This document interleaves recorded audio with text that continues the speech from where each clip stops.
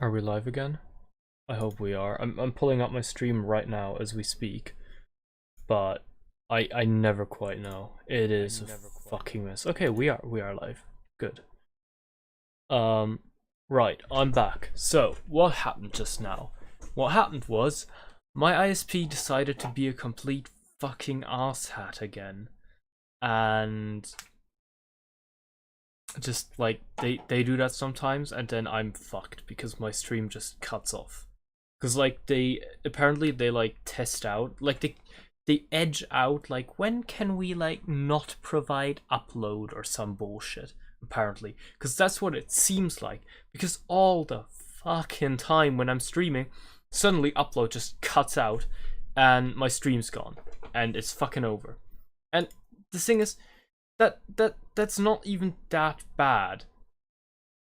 It's pretty bad. It's really bad actually, because just YouTube doesn't wait long until they declare a stream ended, because YouTube's in-house live streaming service isn't good.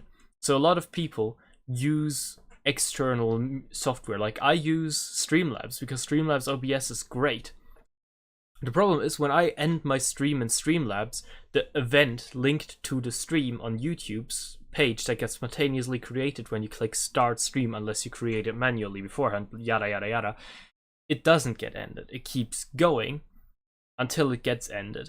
So what YouTube does is when you don't input anything, when there's no input for a while, no upload, then it automatically cuts it because it assumes the stream has been ended through third-party software and there's no need to keep it running anymore. The problem is it hasn't been ended. And now when I try to restart the stream and pick up where I left off, I'm met with a there is no event available screen, because the event has already been declared ended, even though everything that's happened is I've had a connection failure, which can happen again anytime. And normally my policy is when I have a connection failure like that, that's it for the evening. Because having separate VODs, like multiple separate VODs of the same evening, is such a pain in the ass, and nobody clicks through them. Nobody actually looks at them anyway. That's also the reason why I try to stick to one game when I'm playing, because, you know, you're not gonna go around just clicking through my VODs one by one. Like, I can't cut off in between games, but I also can't put all the games I play on a stream with multiple games in the title and attract viewers that way. It doesn't make sense. So that's why it's a pain in the ass when my ISP cuts out. And I'm not gonna hop into another game, because it's really fucking unsatisfying to see me start up a game and then not actually finish that game, right? Like, it's stupid, it's a pain in the ass. So instead what I'm gonna do is I'm gonna take out some time and I'm gonna talk to you about Airsoft. Because I love Airsoft. I am an avid collector of Airsoft guns, and I want to talk about them. So I will. And that's all that this is going to be, and I'm planning on making separate videos on each one of my guns and each piece of my kit in the future. And that's cool and all, but right now I want to talk about them. So that's what I'm going to do. So strap in, we're along for the ride. I'm going to drink a sip though. Actually, I shouldn't drink that much. I'm going to go get myself some water. Give me a sec. Also, I'm going to be hopping off screen every now and then, because this may come as a shock to some of you, but I cannot in fact keep my entire collection of Airsoft guns in the like little corner behind me.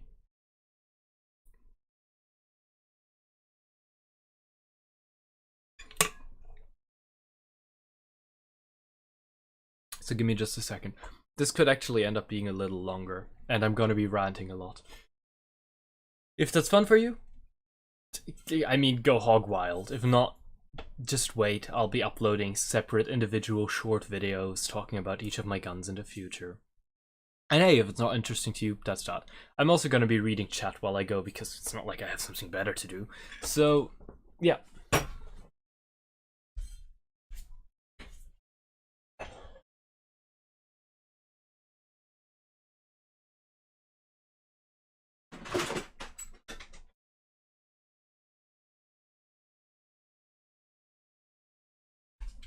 Also, I'm only thinking of this now, but I very well could get in trouble with YouTube over this stream, because I will be holding a lot of things that look like real firearms into the camera. So it's very unlikely that you got here from the homepage, but if you did, please leave a comment down below. This is not me trying to feed the algorithm. Like, my viewer engagement and viewership in general is so low that even a couple extra comments aren't going to boost my channel onto the front pages out of nowhere. But I genuinely want to know. And I don't know if statistics will actually show it for a small streamer like myself. Anyhow, let's get started.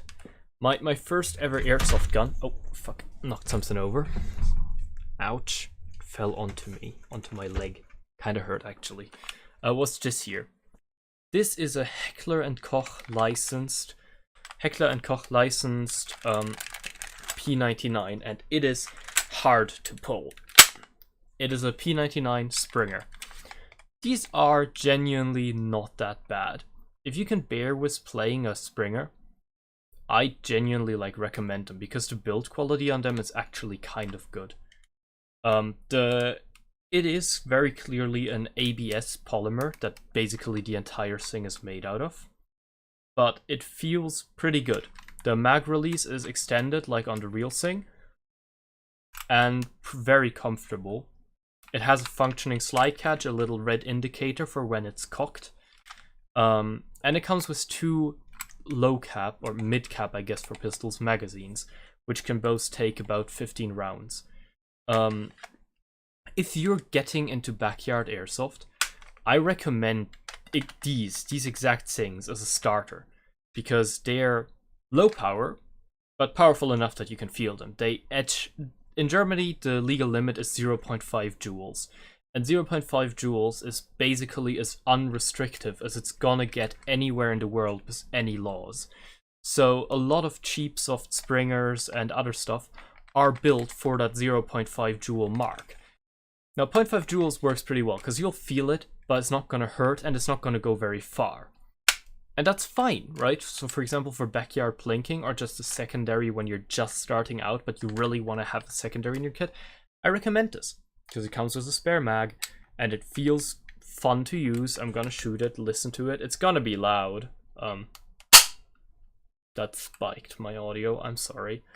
But I don't have a way of making it quieter.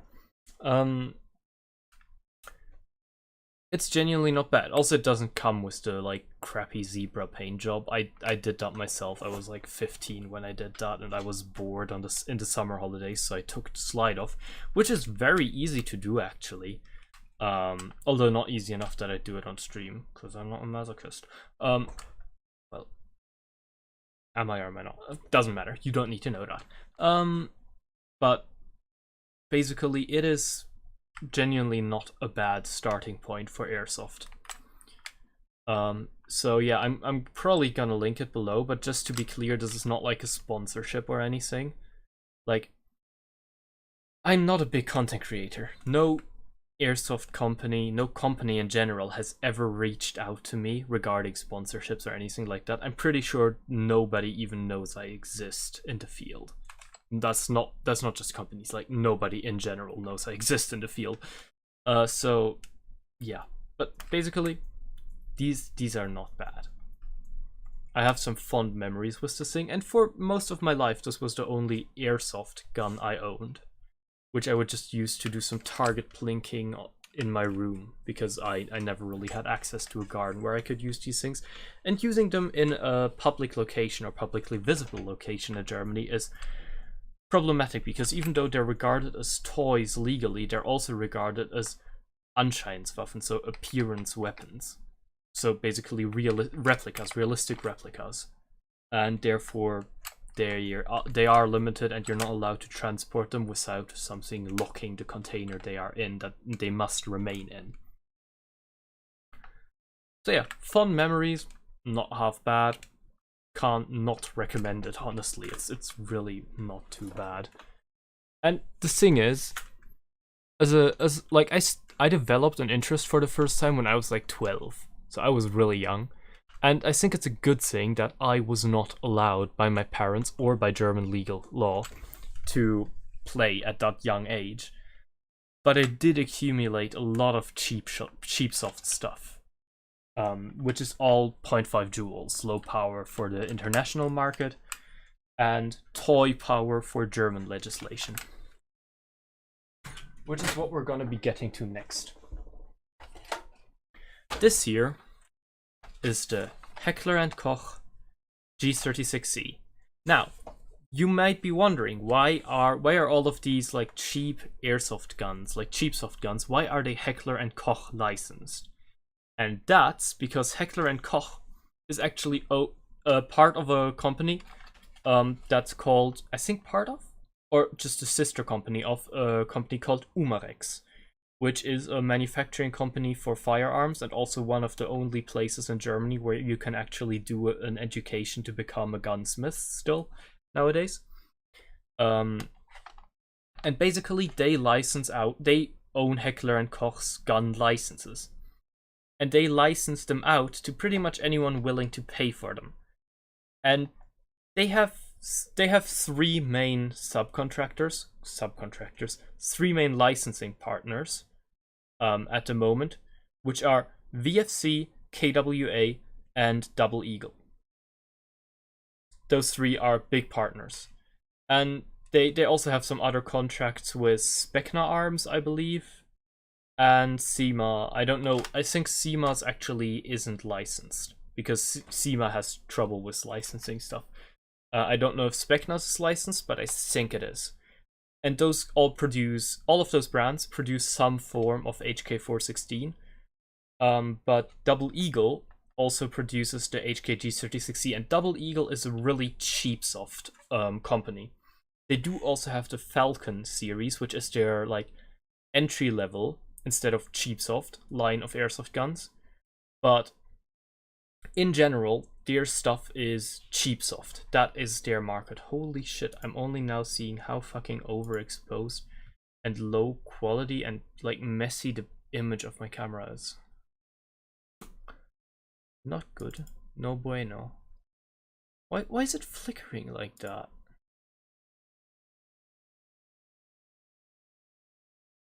Yeah. Is that any better? No, not at all. And genuinely, oh god, this one's just not working, is it? Ugh. Okay, not good. Bad. Bad. Okay, and now I've just broken completely? Nope, it is just not working. People are joining and leaving the call. That's also great. Let's see if I can get another camera to work. Let's move this thing over here and see if we can get that to work as well. Basically, I have multiple webcams here. None of them work particularly well, but we can see if this one will work any better.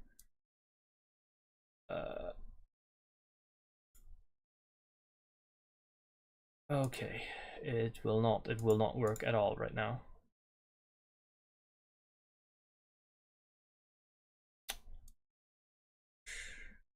Isn't that just great? Things are not going well on my stream today. Not at all, not in the slightest. How do I do this now? Fuck. Well, I guess this is what we're stuck with, so welcome to the fucking ride. I'm sorry you're gonna have to bear with the horrible video quality, but you know what? This is more informational content than anything else, so I think it's okay. So, we were talking about Double Eagle. Double Eagle has two lines of products. They have the Falcon series, and they have their Cheap Soft series, which they do sell on their webpage, but which is primarily licensed by and sold internationally through Umarex, which is why you have all of these HK Cheap Soft guns, like this HK G36C. This is the basic Double Eagle G36 that pops up when you look up airsoft gun on Amazon. Like, if you're anywhere in the world, Amazon ships to you, they have this thing. They might not have anything else, but they have this thing. And it is a piece of hot garbage. Now, why do I say that? Well, it's actually weirdly kind of usable. I say kind of with good reason, because, and trust me on that, I have good reason. Because this thing is built to be used with a 7.2 volt NIMI battery, and it cannot take anything else. Literally, I've put a 7.4 volt LiPo in it, and it goes fucking haywire. I've connected an 8.4 NIMI, or 8 something whatever NIMI. It does not like it. It wants 7.2 volts of NIMI and nothing else. And you see this connector? This is a standard size Tamiya connector. It doesn't take these, it doesn't take mini Tamiya. I've tried exchanging this to a mini Tamiya. It will not take it. It doesn't accept it. So this is only really usable with the battery that it comes with. And that's fucking stupid, because otherwise, this wouldn't even be that shitty of a gun. I mean, sure, the trigger response is ass, but at least it's quiet. It's also not repairable at all, and magazines cost $15 each, which would be okay if they were compatible with other G36 style magazines. They are not. Regular G36 magazines have their BB port right here where my finger is, relatively in the middle / back of the magazine. Double Eagles have them at the very front, no, very back of the mag. So they are completely incompatible. There's also no simple black magazines. They all have these fake bullets in them, which I think just looks tacky as all hell. But you can spray paint that, so I guess I'll let it slide. All in all, this is one Cheapsoft gun that I recommend you pass the fuck up. It's the cheapest on the market. It's the cheapest AEG I found literally anywhere. Coming in between $40 originally, more like $60 nowadays because inflation. Fuck inflation. But yeah, they're not good. And stay as far away from them as you can. Unless you want a G36 to hang on your wall, you're never gonna play with it. And you just want it to look pretty, which I guess they can kind of do that. Right, like, ta-da. Yay. So yeah, not worth its money. Don't get this. Don't do this to yourself. Save yourself the trouble. Save yourself the money. Don't get it. Anyway, this was my first experience, and because it was my first experience, I was really heavily biased towards it. So when I first got it out of the box, I was like, oh my god, this thing is amazing. And then I got my hands on a nicer Cheapsoft AEG, not even an actual AEG, just a nicer Cheapsoft AEG, and my mind changed very quickly. So what was that nicer Cheapsoft AEG? Well, funnily enough, also a Double Eagle, but $30 up, and it's this. You may note that the stock is missing, because the stock and buffer tube are more useful than the rest of the gun, let's just say that. And I salvaged them to put them on an actual AEG because they're actually compatible and they're not half bad. You'll also see I've put some decals on it. But yeah, this is the Double Eagle Umarex licensed HK416 functional charging handle, which is nice. Functional dust cover, which is nice. And it actually gives you a view inside, and it is a standard V2 gearbox and standard M16 style non-rotary hop unit, which is nice. The barrel is also not half bad, and all in all, it actually looks kind of pretty. Damn shame that upper and lower receiver are non-separable, and most of the screws are basically stripped into the plastic, so it becomes impossible to take the stupid piece of shit apart.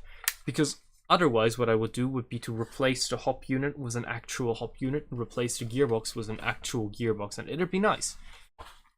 But for what it's worth, it is actually not that bad.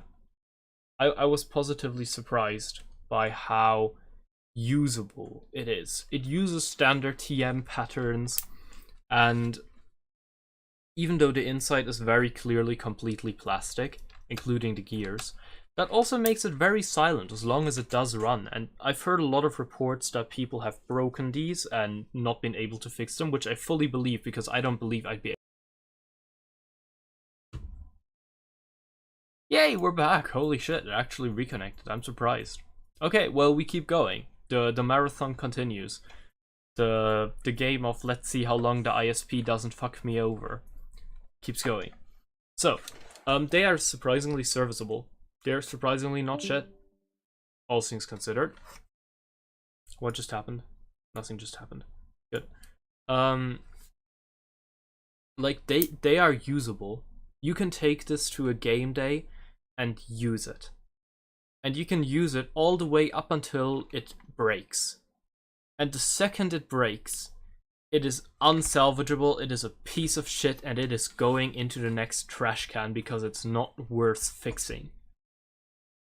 Because every single part in here, except for the cylinder and cylinder head and inner barrel, needs to be replaced. And all the other parts want to be replaced. So if you're on like a really tight budget and this is all you can get, it's not. Get a SEMA sports line instead. They are not good, but they are better. Yeah. Nothing more I can say to that. Which brings me to my next gun, funnily enough.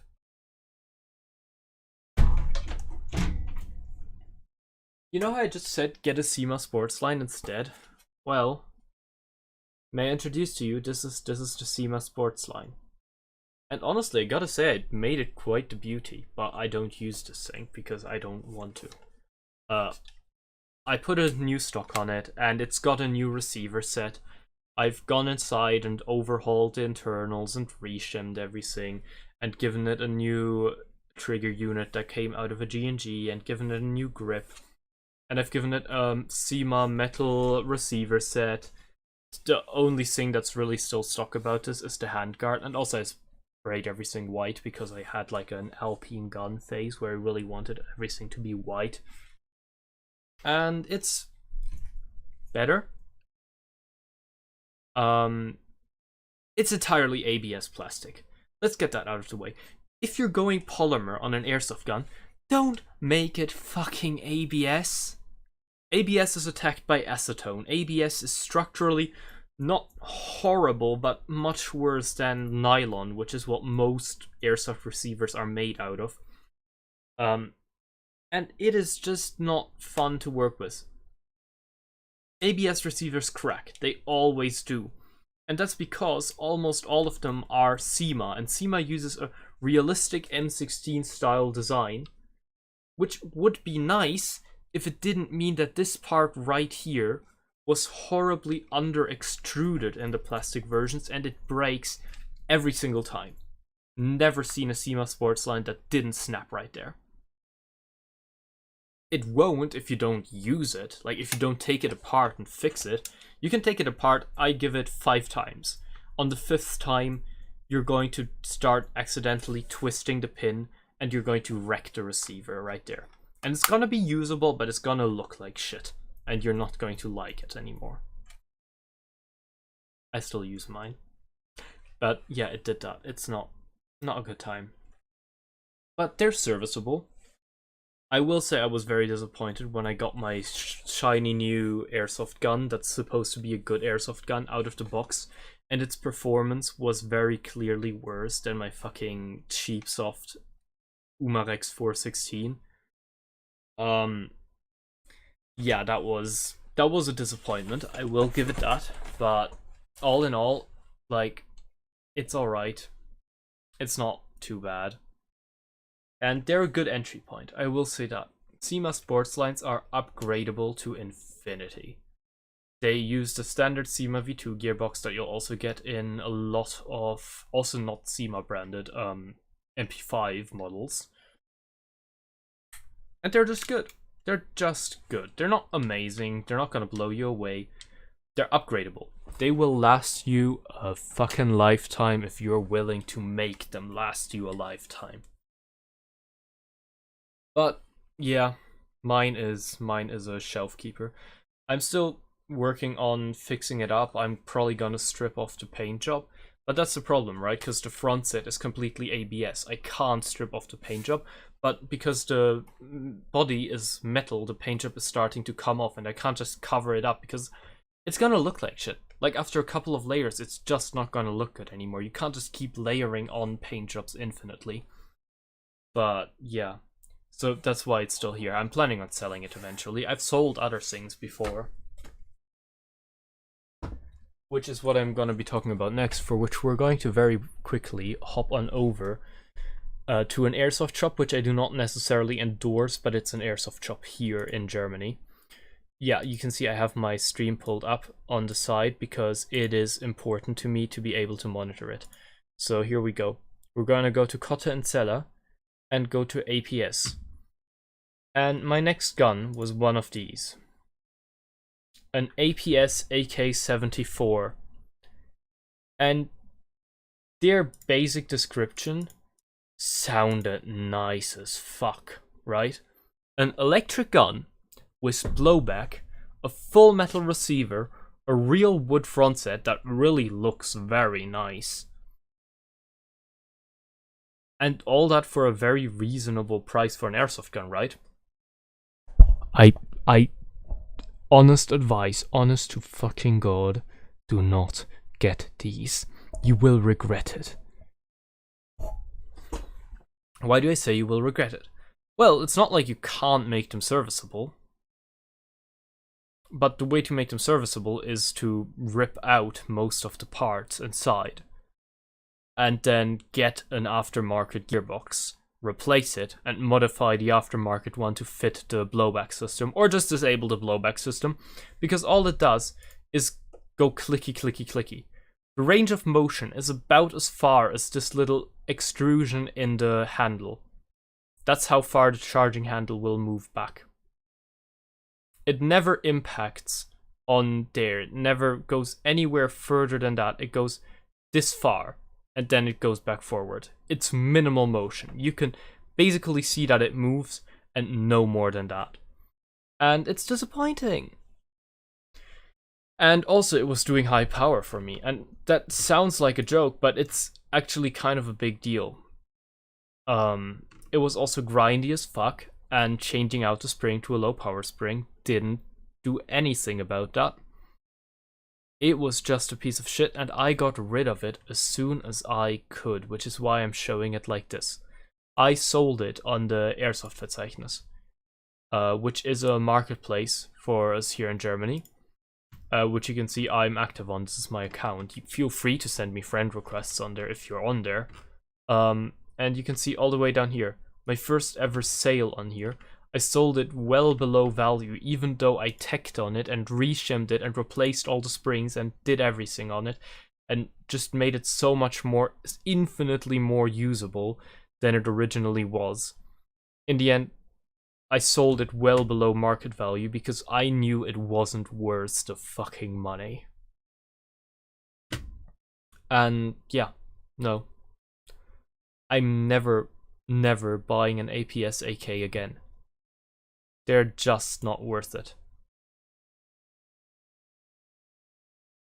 I even let myself get, like, talked down a bit, you know?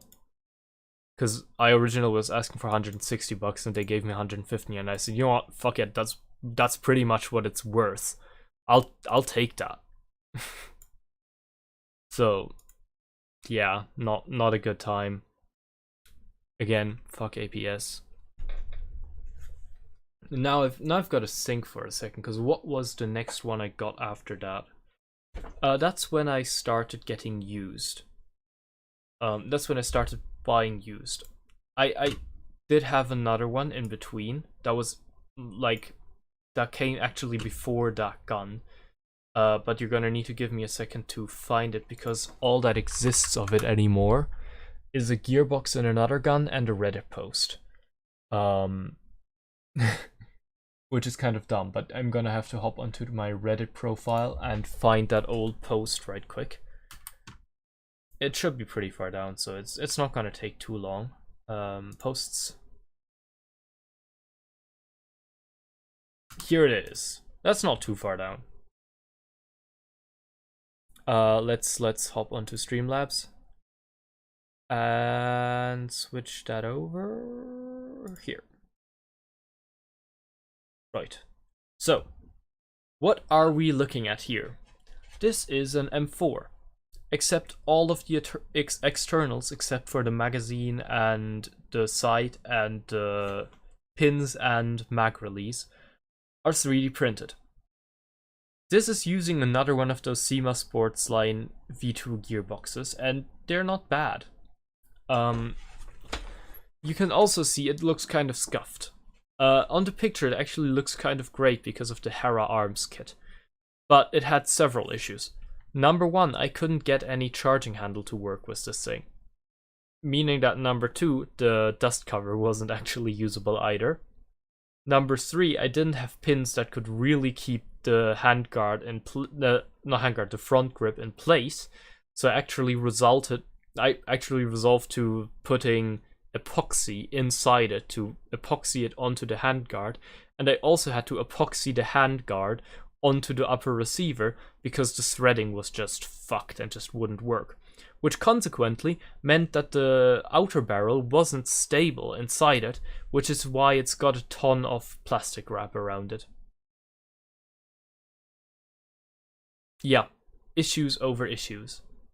The reason why there's oversprayed tape here is that this handguard has the logo of the creator on it. The problem is the creator didn't think to just indent the logo, but instead decided to extrude it as a hole all the way through the receiver, which would be fine if his logo wasn't an over-articulated biohazard logo. Which, if you look at that, wait a second.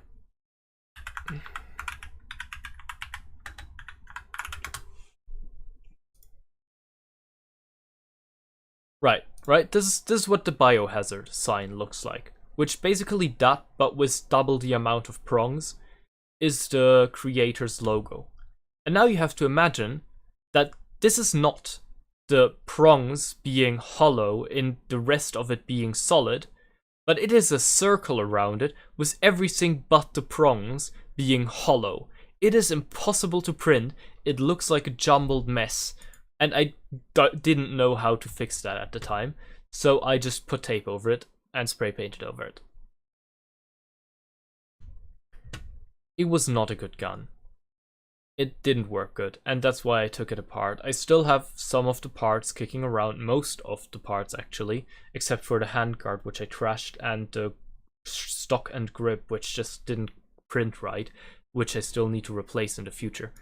But yeah, it wasn't good. I'm still planning on building something like this in the future, but this time I'm gonna use another 3D printed lower receiver and make it a pistol caliber gun. Because I have some spare MP5 mags kicking around that I got from a mystery box once, and I really want to use them.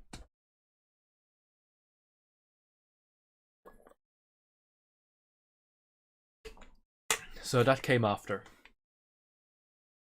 And that was kind of the end of my 3D printing exploits for a long time. It's about time that I stopped talking in chronological order, because genuinely I can't remember the chronological order of all of them from this point on. But in no particular order, here's the rest of my guns. Not all of them, but a lot of them.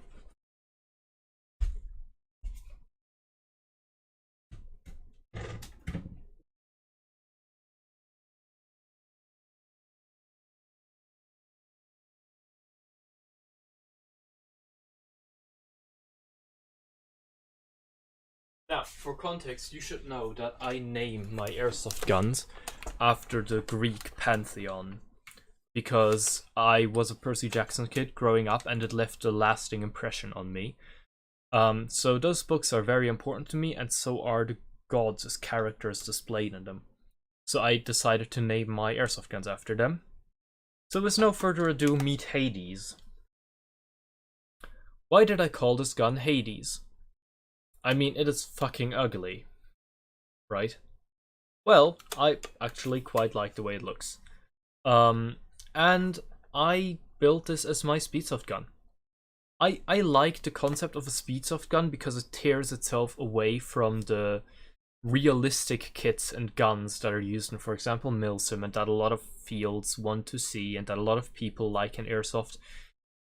But that's not me. I like I like Speedsoft guns because I can personalize them and it's accepted.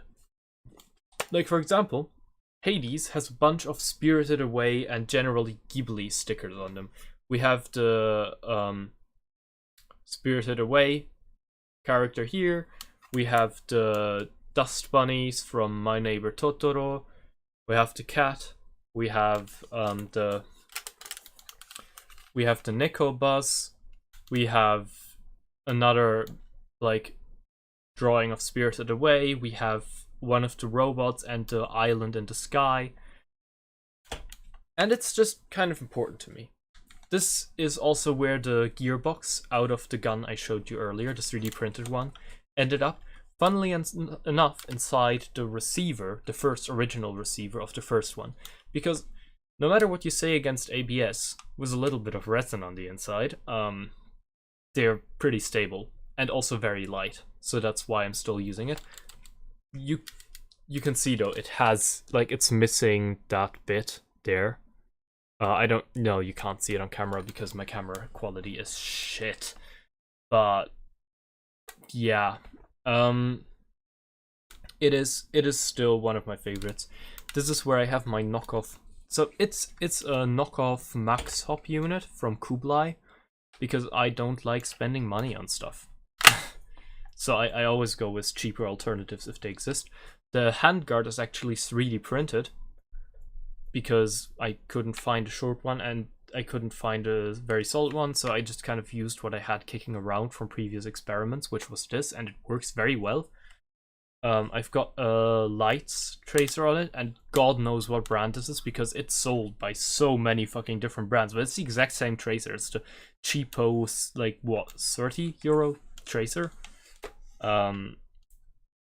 As well as a lot of parts from a Lancer Tactical Red upgrade kit that I got for cheap once, because someone bought it in order to experiment with the visual style of a red kit, but didn't want to shill out for a G&G red kit, because those are objectively superior in finish and quality, but also double the price.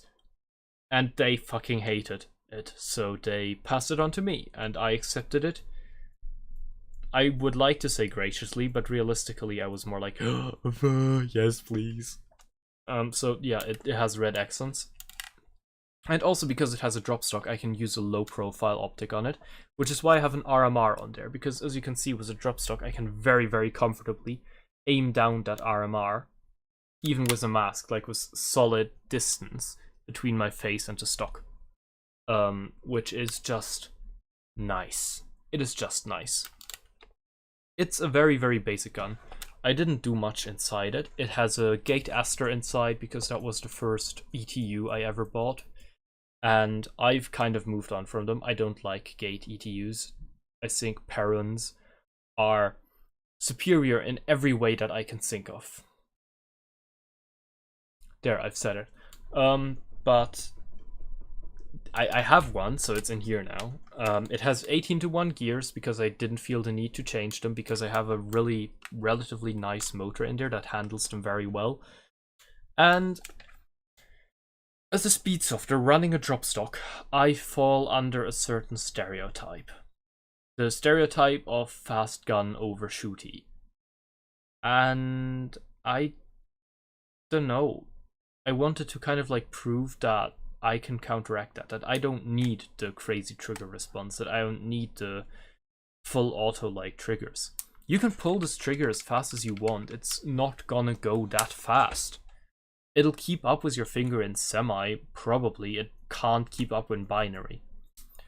And I don't know. I kind of built this thing as something to like run, but like I have nicer guns to run for real speedsoft, like if I'm playing in a tournament.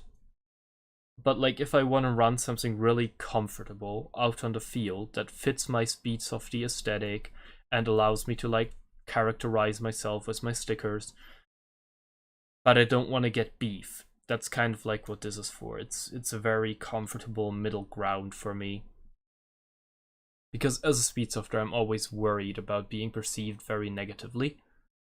Because a lot of people interact with the hobbies through gameplay videos, and a lot of those gameplay videos are pretty old still. Because modern gameplay videos, well, there's a lot of like funny montages, but they don't pop off on YouTube anymore because of the algorithm and because, well, they just don't get that many views.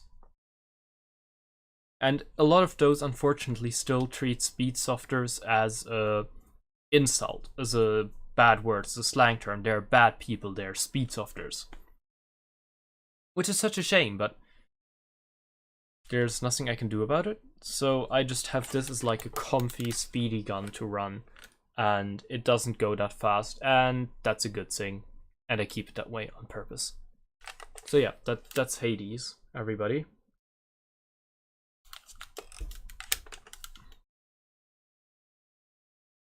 Ta-da. Yeah. Alright, let's move on to the next one.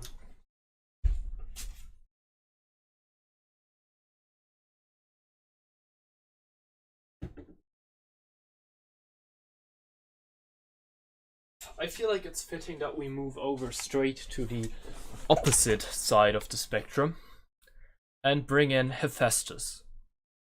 Hephaestus is this absolute monster of an AR-15 style rifle. You can see I have a flashlight attached. It's actually non-functional. If I tilt it like this, you can maybe see it's actually filled out with resin. And that's because in Germany, it's illegal to attach flashlights to anything over 0.5 joules. Anything that's not considered a toy, you can't attach a flashlight to. Hunting laws and general gun laws in Germany. And I don't think that's unreasonable. But I do want to run something that looks like it because I want to run this thing for milsims, or I want to be able to at least. So, dummy flashlight filled with resin. That's the solution. That aside, I have a 1x magnification red dot with a riser so that I can use it with Face Pro. I have a like Magpul style battery stock. Like you can see the cap is a little bit longer than a real one. Because I have to put a battery in there somehow, and it's not gonna completely fit into the buffer tube because of the way that the MOSFET on this thing works. Because this is actually an old school Vulcan alloy battle machine. This was originally a PDW. The previous owner exchanged the motor grip and the stock, and I exchanged the front set. Because like everything else, I bought this thing used. Not everything, but this is the first one I've shown actually that I bought used. But yeah, I bought it used, and it is not bad.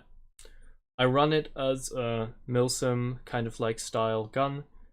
If I ever want to play with a realistic kit, but I don't want to use my GBBR, like for example it's winter, it's cold, or I just don't want to use it, I just want to have some extra mags with me, this is it.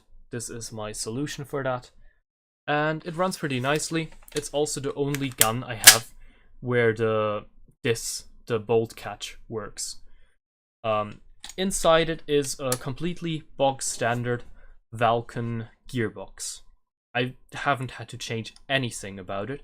Not the trigger, not the micro switch, not the compression, literally nothing. It is 100% stock. All I've done is given it a reshim. And unfortunately the previous owner installed an Ares Amoeba motor, which just sucked ass. It wasn't good. And I replaced it with a Crytek base motor that I got for cheap. I have two of them. One of them is in here. As well as the barrel is still pretty much... Well, it's just a stock SEMA barrel that I put in here instead to fit the longer outer barrel. And it rests in a Pro-In is it, right? Yeah, Pro-In top unit. Yeah. Pro-Ins are a pain in the ass, especially here in Germany where you can't file them legally in order to make them work. But I got mine to work anyway, so I'm okay with it. And it actually works very well now that I've gotten it to work. But when I first got it out of the box, it looked like I would have to file it in order to get it to work, which is just, that hurts, especially here in Germany, where again you're not allowed to do that.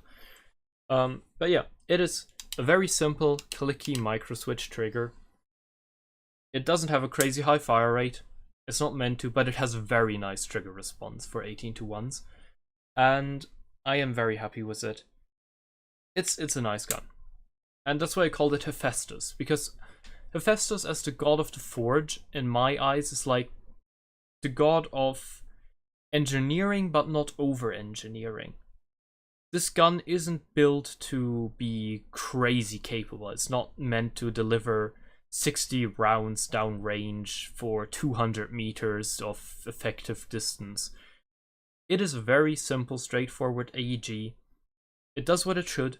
It does it well. It does nothing beyond that, but it looks good. And that's why I named it Hephaestus, because I feel like that is proper engineer's spirit. You know what I mean? So yeah, I am a big fan of this one. I do like it a lot. Yeah.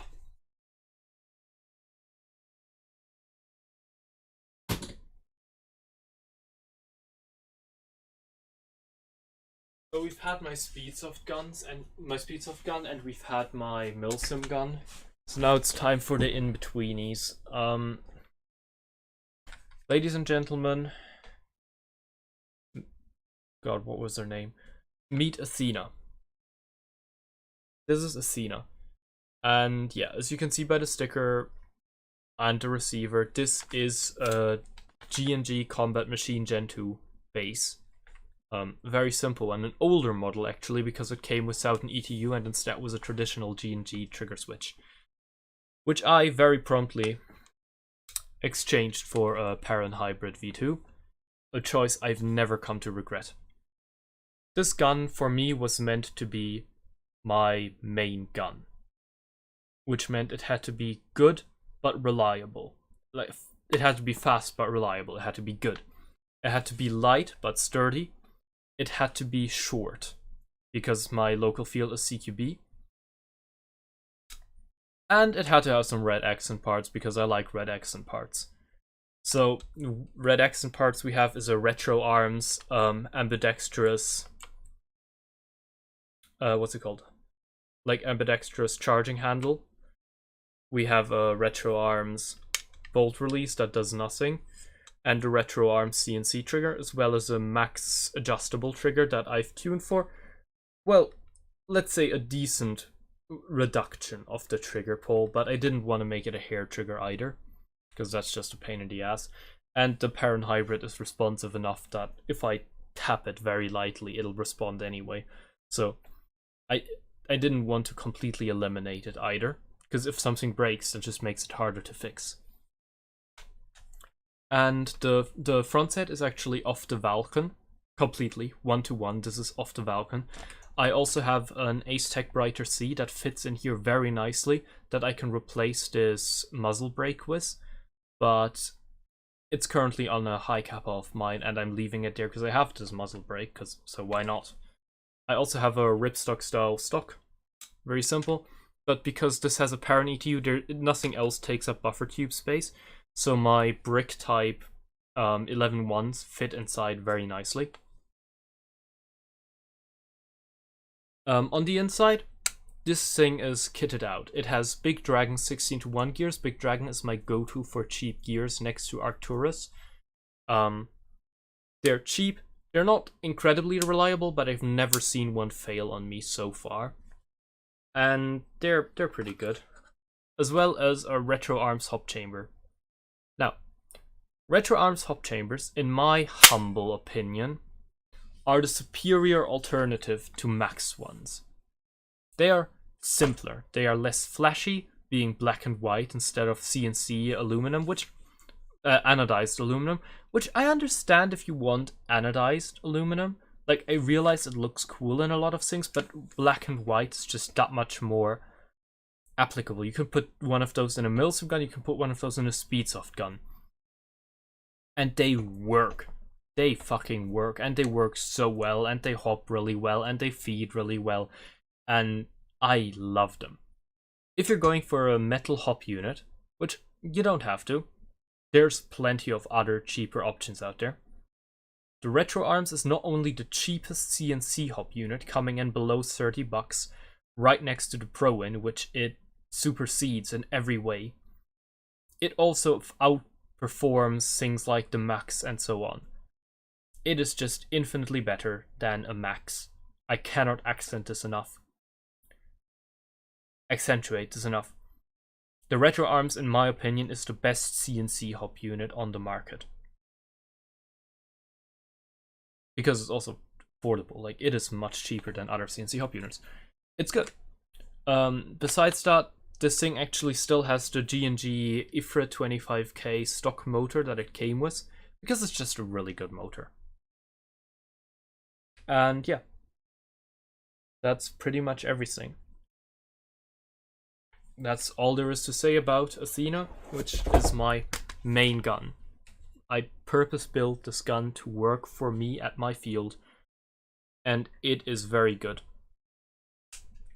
So like I said, it has 16:1 gears, which gives me like, it's marginally faster than 18:1s, but it also still gives me more, let's say, control, less inconsistent fine-tuning than a 13:1 gear set. Could I have gone higher? Probably, but it's also kind of a sweet spot for the G&G IFRIT motor, where its torque is not being utilized to an extent where it would slow down the motor at all, so it's also running at full speed. This thing can keep up with my trigger perfectly. Unfortunately, I don't have a way of knowing how many RPS it actually does, because funny story that I live in Germany and this thing's above 0.5 joules. It has DF. I can't show it on stream because it's just lasered into there, very small and barely visible. So unfortunately I can't show it, but it means that it has to be semi-locked, which it is, and therefore I can't test its RPS, and I'm not really that interested in RPS statistics anyway. I think they're kind of an overdone thing on YouTube that gets emphasized way too much. So, yeah.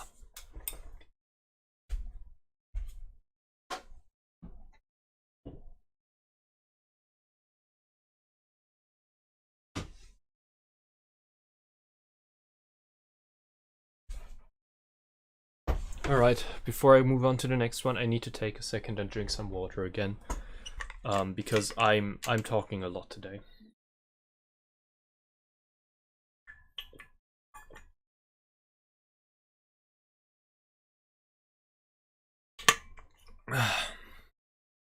Oh, that's better.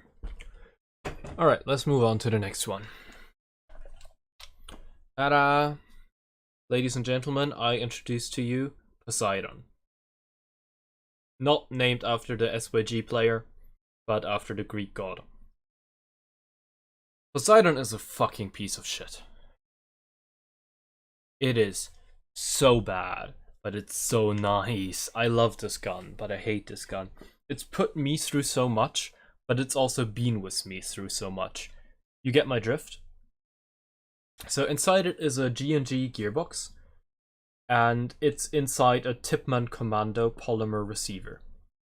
Tipman Commandos are in the same vein as a lot of cheap soft guns and a lot of more proprietary entry-level guns, where the internals are rock solid, but the externals are completely proprietary. And Tipman Commandos are actually one of those things where it's really, really fucking stupid. They put the connectors for the battery on the cables after they've complete the gun. And you can't fit the connectors through the buffer tube. So to take off the buffer tube, you have to rip out the cables. And it is stupid. It also doesn't have a standard point, which is why I have this thing on here. I generally prefer telescoping stocks, but I had to put an M16 solid stock on here because it has a non-standard mounting point, and only with this could I put some grub screws in and secure it into a functional position anyway and file it down on the inside. That's just not possible with a buffer tube because of the different profiles. The benefit is I have a ton of battery space in this thing. The downside is it can't utilize that because I put a high torque, like max torque motor in here because it was going too fast with anything else. because this thing has a short stroke 13:1 gear set. I short stroked 4 teeth of it, and it's running an M140 spring for 0.5 joules of energy. Let that sink in. Yeah, that's an inefficient system, isn't it? M140 0.5 joules. Well, it's a 4-tooth short stroke. And it also just doesn't seal that well because it's an old G&G gearbox that's been running for a long time and I didn't want to exchange the internals too much. But I'm okay with that. It's not cracked, the gearbox, yet. I have to be a little careful with it though. Oh no, I'm not running an M140 anymore though. I was running an M140 for 1 joule back in the day, but I'm running an M100 now for 0.5, that's it. So I can go pretty fast with this thing. You can also see it's missing a flash hider at the end, or any kind of muzzle device, because that's where my Ace-Tech Brighter C mounts, and I don't see the point in having multiple of them, so I have just the one, and I share it between my guns, so right now it doesn't have anything there. Anyway, Tipman Commandos. They are solid. They are really, really good if you're not planning on changing anything. But if you're planning on changing even the smallest thing, they're going to be a pain in the ass. Especially with the connectors. You're going to have to cut and crimp your cables. And I don't know, I know a lot of people whom it just wouldn't be worth that too. Like if you're exchanging the MOSFET, or if you're exchanging anything about it, you have to cut and crimp the cables in order to be able to put them through the stock. Or you do this mod, this exact mod, because this is the only one that I know works. So, yeah. And also I've had to do heavy modifications on it. So even though it originally was passed through the Beschussamt here in Germany and could legally go over 0.5 joules, I've had to invalidate that and lower it below 0.5 joules. Because there's just too many modifications I had to do to this thing in order to be properly able to use it. And so I had to make it a toy. Because I'm legally allowed to make changes on a toy, but I'm not allowed to make the exact same functionally identical changes with the exact same parts on an air gun. So, yeah. That aside, this thing is all Bugatti in terms of upgrades. Inside it is another Parent Hybrid V2, alongside a Bugatti speed trigger, which can be tuned really well. And I recommend these over max triggers, by the way, because not only is their finish way nicer, they're also a third of the price and come with several different grub screws, so you can adjust them in different ways for different MOSFETs. They are so much better than max ones. That aside, I have a Bugatti Mamba motor inside here, which I think are actually made by Bugatti. Not dropshipped, like a lot of other products they have. And they are really good. They are my favorite motors. I got one after I was recommended one on Reddit, and I wanted to try it out. I was very skeptical about it at first, but they are really, really, really good. And yeah, and this thing breaks 60 RPS on an 11.1 easily, and hits 70 on a completely full 11.1 3060C LiPo. It can hit 80 rounds per second. Theoretically, this is based off the sound because I don't have mags that feed that well, and the hop unit won't let it feed that well. I'm also running into issues at that point where it does low power and it doesn't work. It doesn't factually do 80 RPS, but it turns at a speed that would be sufficient for 80 RPS. So, yeah, it has to run on 7.4s because otherwise it's just not going to function. But it is the fastest semi-auto I have in my collection, and I'm really looking forward to taking it out to a field and using it. Because I haven't actually done that yet. I haven't done that with a lot of my guns because...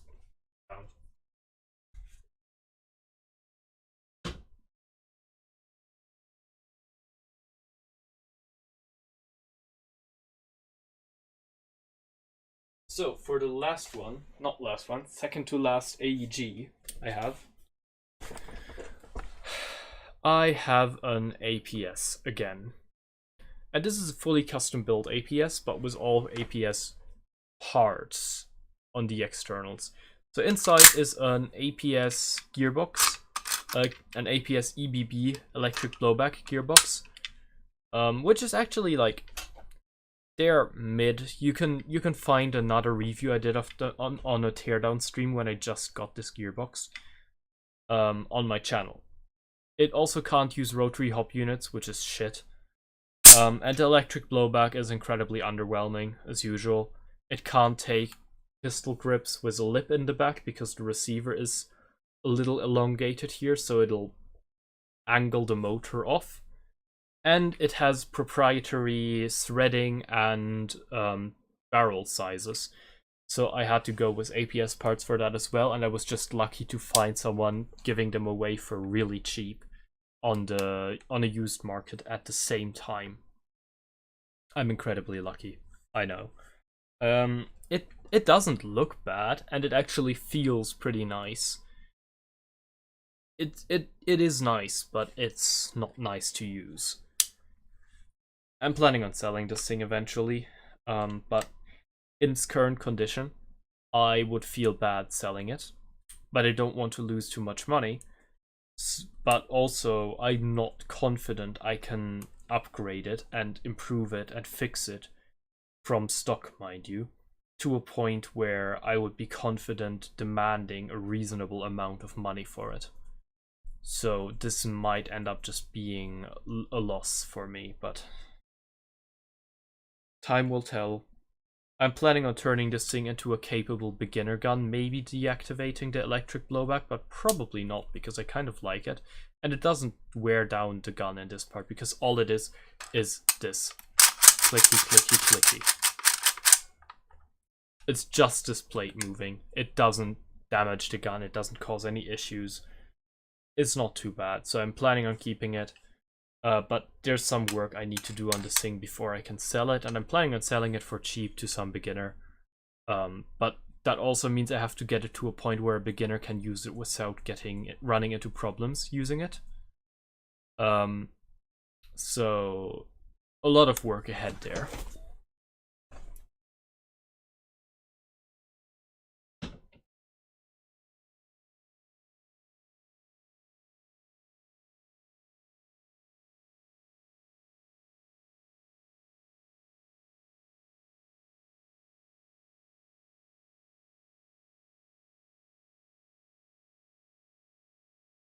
And then we have one last AEG, and this one is on the other side because I actually keep it as a decoration on top of my computer because I think it is very pretty. And what we have here is, you've seen it on my stream before, my G&G ARP556. It's built for one duel of performance, and it does that very reliably. I've got a red dot sight on it as well as some Magpul clone flip-ups on top because I think they look cool. I don't actually use them. A front grip that's kind of off color, admittedly, but I like how it looks, and yeah, they are just good. I will say this, I don't like the GC16 series metal receivers. They're pot metal aluminum and they are fucking heavy because they're still patterned after the CM16 polymer receivers. So they have all of these reinforcements, which is good because that means that G&G can get away with using a cheaper metal on them. But they are heavy as all fuck. They do look cool, but they are heavy, and I don't like that about them. That aside, stock hop unit inside there. A SEMA cylinder, I exchanged the cylinder because I had to. The one that was in there was just kind of worn out. A stock gearbox otherwise, but a Perrin hybrid again, and an aftermarket red trigger from Retro Arms because I like flat triggers. I'm not a fan of regular curved ones. And yeah, that's pretty much all there is to it. You can also find a teardown of the gearbox of this exact gun, and actually I think the whole gun, on my channel. I uploaded it as an about hour-long, very much edited down video where I was just fixing up this thing, doing some basic maintenance, and explaining some stuff on the side. So if you're not that experienced with gearboxes, you know, maybe add this to your pool of knowledge and watch it.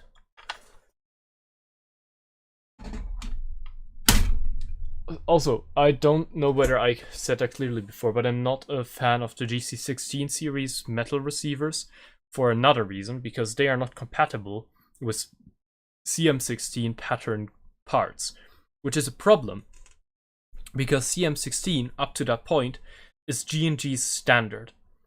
The ARP556 in its CM16 polymer version, the ARP9 in its polymer version, the Combat Machine Gen 2 polymer series, as well as the really old Combat Machine Gen 1 polymer guns, which have a completely different style, and the G&G LMG are all on the spec of the CM16 receiver series. And the CM16 receiver series can even take the GC16 uppers, but the GC16 series is a tiny bit shorter, so if you put the GC16 upper on a CM16 lower, there's a little bit of a gap left, and you can't quite fit a CM16 upper onto a GC16 lower, which means that the GC16 series is now on standard Airsoft spec in terms of lengths. Don't get me wrong, that's not necessarily a bad thing, but with G&G beforehand being the gold standard for polymer receivers, it's a little bit of a letdown. So I don't love it. I'm not a fan. Then next to that, I think I've shown this one on stream before, but we're moving on to gas blowbacks now. Ladies and gentlemen, this is Hestia. Oh my god, I forgot to introduce the ARP556. The ARP556 is Hades, because my G&Gs are named as basically the two Greek war gods, Athena and Hades, where Hades is kind of the brute force approach. You just take a stock gun, slap upgrades into it until it works. And Athena is kind of the smart strategic approach, where it's built to the exact purpose strategically. Yeah, and then here we have my gas blowback M4/AR-15. Hestia. I call her Hestia because, well, it's not that the gun bears resemblance to Hestia, but being my first ever gas blowback rifle, it is very fun and comforting to play with. Like, the tactile feel of playing with it is very comfortable. So I like it a lot. And being something that I can take comfort in, I related it a lot to Hestia, who was my favorite goddess in the Percy Jackson franchise. So, yeah, I like it a lot. It's a WE M4 with aftermarket parts. It's got a PTS style stock on it. I've slapped a Nuprol handguard on it. I'm not a huge fan of Nuprol, but this handguard is actually pretty nice. Another dummy flashlight. This one still has a lens, but it's completely filled out with resin on the inside and all the contacts have been removed, so it's also deactivated. An MOA style red dot sight, because those are actually my preferred type. They're just kind of pricey, so I only have the one. On a riser, it's also from Bugatti. It works really well. It came with a kill flash already attached to it, which is nice. A kill flash is a little something here that screws into the front of your sight, and it's essentially a little mesh, if you can call it that. I can hold it up to the camera for a second. Here, see? You can kind of see. It's just a mesh that mounts into your optic instead of in front of it. It looks a little cleaner, and it prevents your optic from getting shot out, which is just it's nice, you know? Because having your optic shot out sucks. Optics are one of the pricier consumables, if you can call them that, in Airsoft. And yeah, I love this thing. I mean, it's got an aftermarket Radian Raptor knockoff style charging handle on it, as well as well, they are stock internals. I'm just not sure if this was built off a Ratek M4, like a special edition Ratek M4, which has steel internal parts, or if it's an original WE M4, which doesn't have steel internal parts, because I have spare parts. I got spare parts because I've watched Josef Mucha's videos on WE M4s and M4 style guns and how their trigger groups were down. So I got 2 used trigger groups, but with completely new triggers and hammers, but second-hand group as a whole.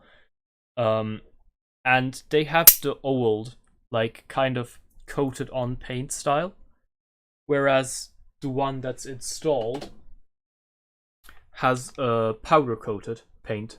So I think it might be a steel part. So it might have come out of a Ratek M4, which was my previous impression of it. But it works very well. I'm very happy with it. I only have 1 mag for it at the moment, so I can't actually play it. But I'm working on getting some more of those. And as soon as I do, you betcha you're gonna see some gameplay vids of this thing. Because I am deeply, madly in love. If I'm deeply and madly in love in it may be safer not to name it after a Greek goddess. But time will tell.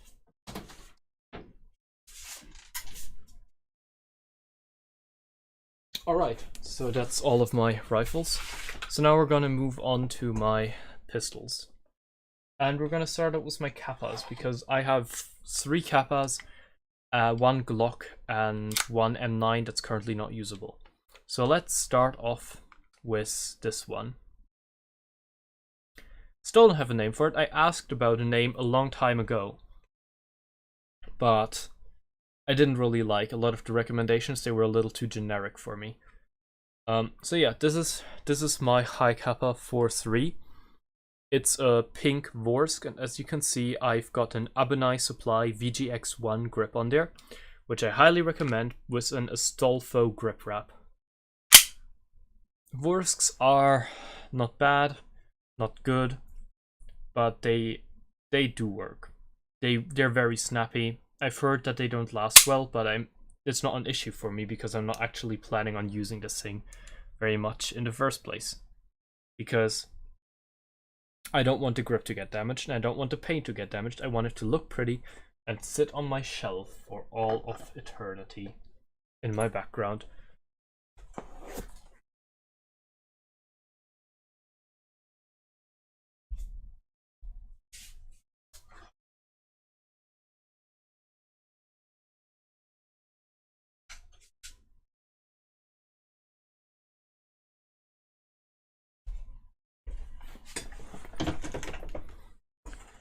Next up, we have my AW Customs Wind Velocity High Kappa. It's really good. It's in the same vein as Vorsk, where they come very snappy out of the box, and this is my main High Kappa because it looks cool and it runs really well.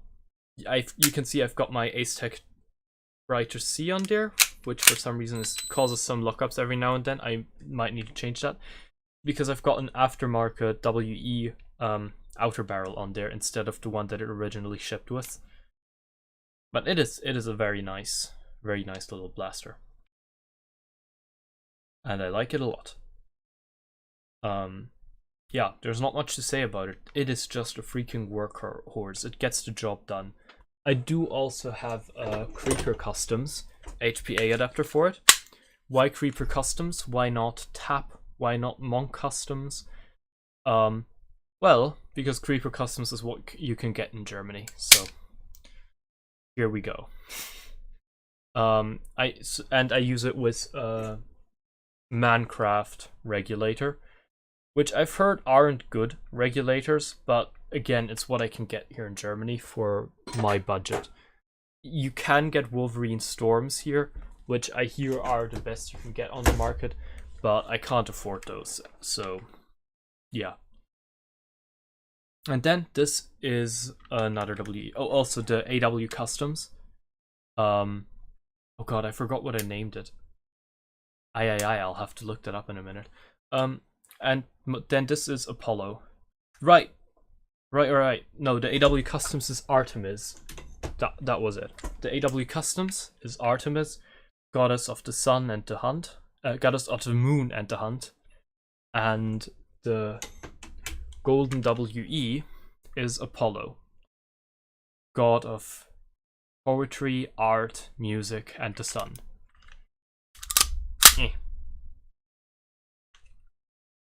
And yeah, I am a fan of Apollo, but I'm not a fan of this gun.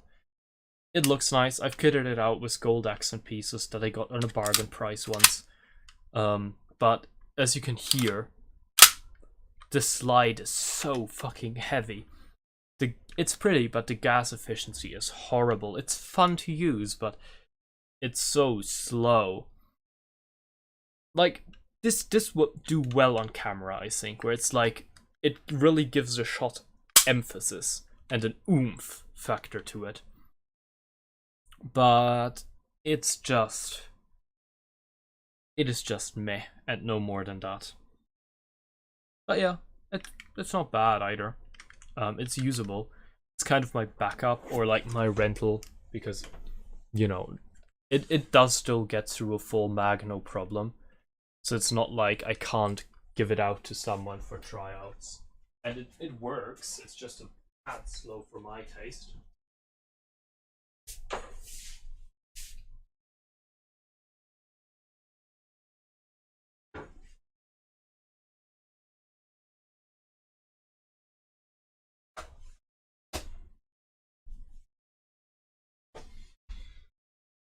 And now for the last one of the evening.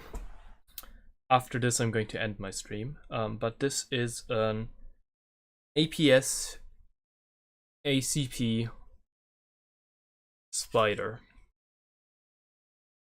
It is bad, but it's not bad, it's just bad.